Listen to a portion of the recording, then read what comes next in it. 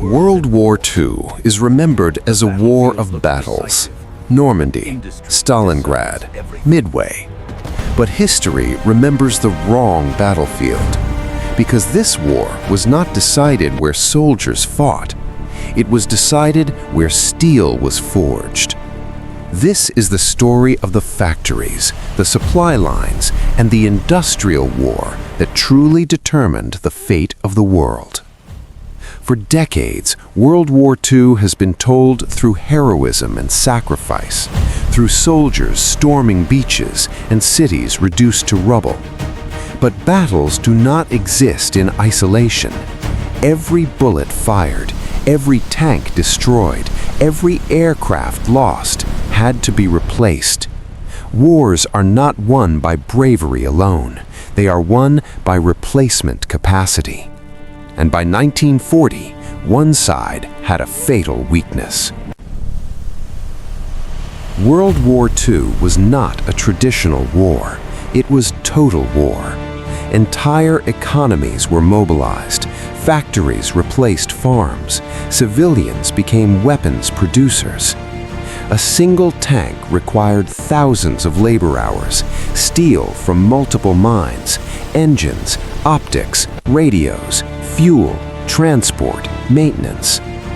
Victory no longer depended on generals alone. It depended on factories that never slept.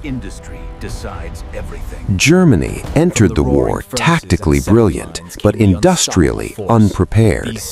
Despite its reputation, Nazi Germany never fully mobilized its economy until 1943, relied on skilled labor instead of mass production, produced dozens of tank models, none standardized.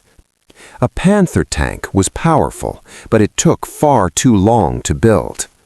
Japan faced an even worse reality: limited steel, limited oil, limited industrial depth. Once losses began, replacement became impossible. The Axis could win battles, but they could not win the production war.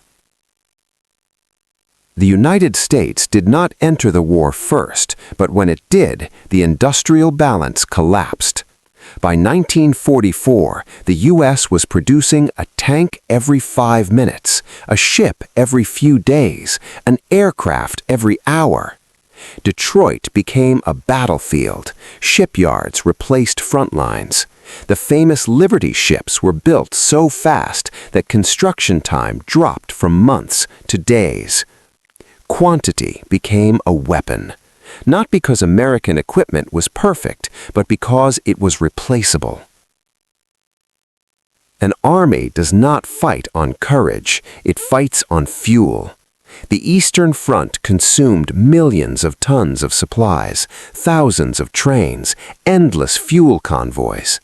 Germany lost not because it lacked soldiers, but because it lacked fuel and transport. Trucks broke down, railways collapsed, winter froze supply lines. Meanwhile, Allied logistics grew stronger every year.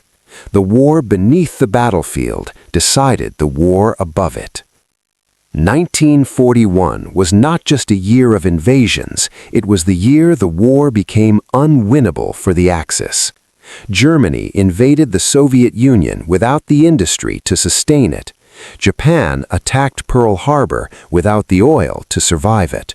From that moment on, the outcome was no longer if, only when. Factories cannot be outflanked. Production cannot be surprised. By 1945, the battlefield reality was clear.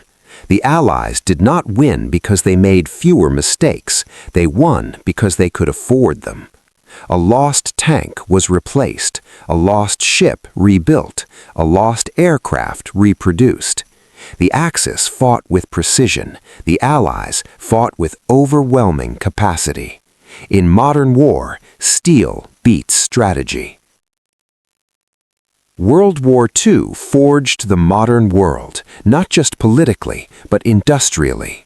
It proved that wars are no longer won by generals alone, but by factories, logistics, and economic endurance.